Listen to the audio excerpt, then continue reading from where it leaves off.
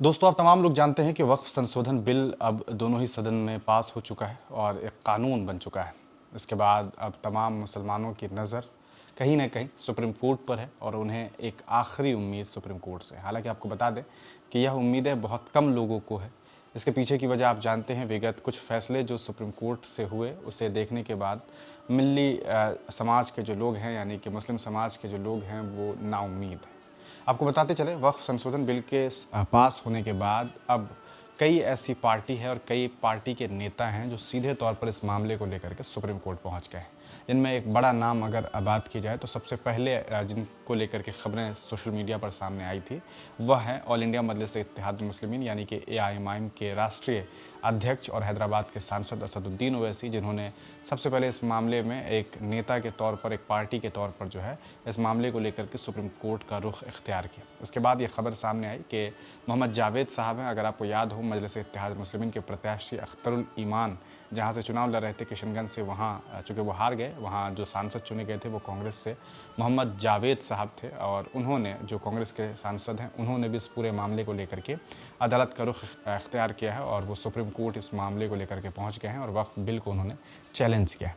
इसके अलावा कांग्रेस से आज ये बड़ी खबर सामने आई कि कांग्रेस अल्पसंख्यक प्रकोष्ठ के राष्ट्रीय अध्यक्ष और राज्यसभा सांसद हैं महाराष्ट्र से कांग्रेस पार्टी से इमरान प्रतापगढ़ी, वो भी इस पूरे मामले को लेकर के सुप्रीम कोर्ट पहुंच गए हैं।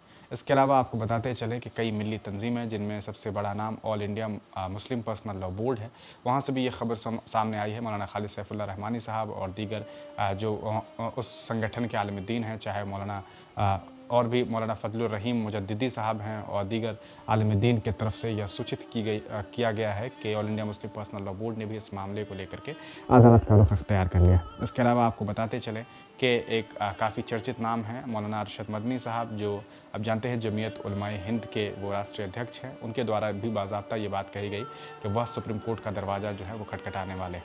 इसके अलावा बिहार में नेता प्रतिपक्ष के तौर पर आप जानते हैं तेजस्वी यादव है। तेजस्वी यादव ने भी इस पूरे मामले पर अपनी बात रखी और एक प्रेस कॉन्फ्रेंस के दरमियान उनसे जब पूछा गया कि आप इस बिल के बारे में, इस कानून के बारे में क्या सोचते हैं, तो उन्होंने साफ तौर पर यह बात कही कि हम पूर्व में भी कई मामला को लेकर के अदालत का रुख इख्तियार कर चुके हैं, तो हम सुप्रीम कोर्ट में चैलेंज करेंगे और इस बिल की, इस कानून की मुखालफत करेंगे। इसके अलावा एक पत्रकार ने जब तेजस्वी यादव से यह पूछा कि अगर आपकी सरकार बनती है तो आप क्या करेंगे, तो उन्होंने साफ तौर पर बड़े ही कहा सकता है साफ सुथरे अल्फाज में ये बात कही थी कि हम इस बिल, इस कानून को कूड़ेदान में डाल देंगे। अब सवाल ये उठता है कि क्या तेजस्वी यादव की सरकार बनने वाली है? अभी फ़िलहाल ऐसे कोई मामलात, ऐसी कोई तस्वीर है बिहार में देखने को नहीं मिल रही है।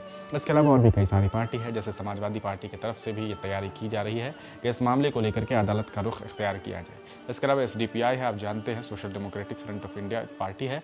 उस पार्टी के जो उपाध्यक्ष हैं, क्योंकि अध्यक्ष जो हैं वो जेल में है, आप जानते हैं, उपाध्यक्ष जो है मोहम्मद शाफी साहब, उनके तरफ से भी ये बयान दिया गया है कि बहुत जल्द वो लोग भी इस मामले को लेकर के सुप्रीम कोर्ट पहुंच रहे हैं।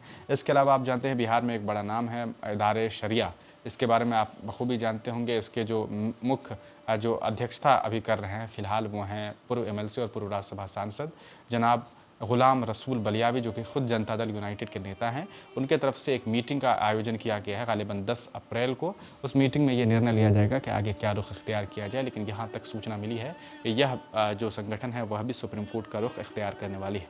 इसके अलावा आप जानते हैं बिहार में ही एक बड़ा संगठन है, बिहार, उड़ीसा, बंगाल में जो है इमारत शरिया, जिनमें मौलाना फैसल रहमानी साहब, आप जानते हैं कि अभी अमीर शरीयत हैं, उस जगह से भी यह खबर दी गई है कि जल्द इस पूरे मामले को लेकर के सुप्रीम कोर्ट का रुख इख्तियार किया जाएगा। तो आप कहीं ना कहीं ये बात समझ सकते हैं।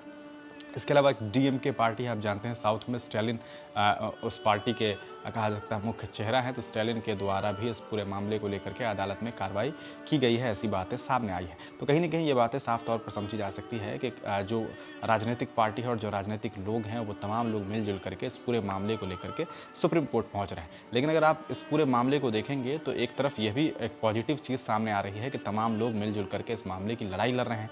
वहीं एक तरफ अगर आप इसे इस तरह से भी देखने की कोशिश करें कि कहीं ऐसा तो नहीं है कि ये लोग जो हैं एक एक करके जो है अपनी कहा सकता है राजनीतिक मफाद के लिए अदालत का रुख इख्तियार कर रहे हैं, अदालत तक पहुंच रहे हैं कि चलो नाम होगा, मुसलमानों से वोट लिया जा सकेगा।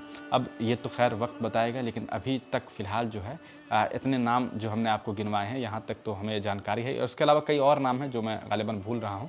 तो ये तमाम लोग जो हैं वो कहीं ना कहीं अदालत का रुख इख्तियार कर चुके हैं। अब देखना यह है कि आने वाले दिनों में इन तमाम लोगों के द्वारा जो अदालती रुख अदालत की तरफ जो ये लोग गए हैं, तो अदालत की तरफ से इन लोगों को कितनी मदद मिलती है, क्योंकि आप जानते हैं पिछले कुछ फैसले जो सुप्रीम कोर्ट के द्वारा किए गए, चाहे वो राम मंदिर यानी कि बाबरी मस्जिद का मामला हो, या फिर इसके अलावा CA/NRC का मामला हो, या इसके अलावा आप ट्रिपल तलाक का मामला हो, इन तमाम मामलात में आप रिजल्ट बखूबी जानते हैं। तो अब देखना यह है कि आने वाले दिनों में इस पूरे मामले पर क्या बातें सामने आती है।